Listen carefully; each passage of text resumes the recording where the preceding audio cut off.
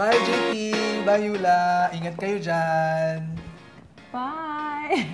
Nakikibabay ako. Oo nga eh. Mga kaibigan ko sa Singapore. Oh, wow. Mga nag-abroad. Ang daming Pilipino all over the world, no? Right. It's about approximately 8 to 10 million Filipinos. Yan yung estimate. Kapag nag-abroad ka ba, dapat meron kang time frame na dapat nasa utak mo yan o ganitong taon lang ako aalis ng Pilipinas tapos babalik ako?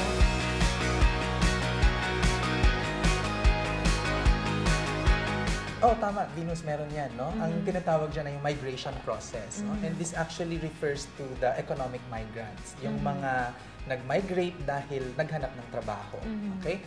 At ang maximum number of years para sa economic migration ay 10 years. 10 years? Yes. Medyo matagal pa rin, ano? Oo, ang tagal na. Isang dekada yun. The 3 stages of the migration process are the beginning, which lasts for 1 to 2 years, the medium term, which lasts for 2 to 3 years, and the long term, which lasts for 3 to 5 years. So the first stage is the beginning stage, which lasts for about 1 to 2 years.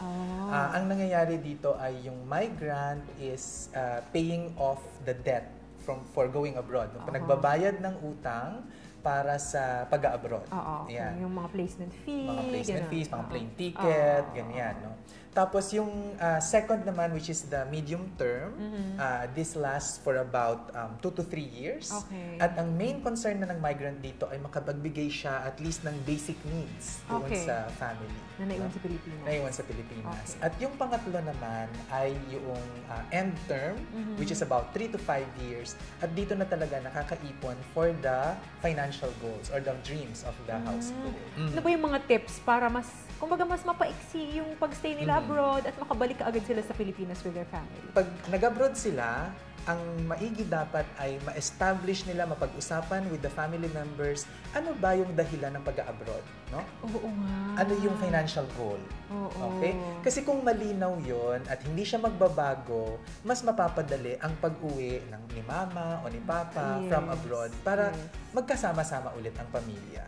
Eh, paano yun minsan kapag nasa abroad yung tatay o yung nanay, pero yung mga naiwan sa Pilipinas, parang umaasa na lang, hindi na rin nagtatrabaho. Kaya nga no? So, ganyan nga yung actually malungkot na nangyayari.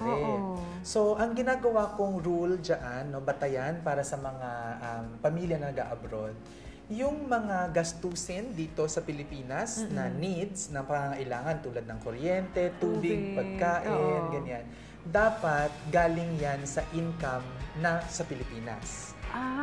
Okay.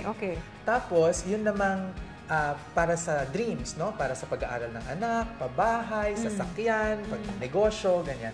Dapat manggaling sa income ng sa abroad o sa remittance.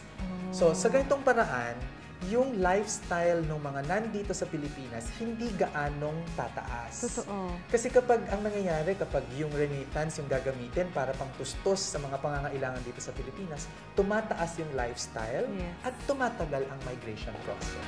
Let's all learn about wealth. Like and share our page and Be free for life!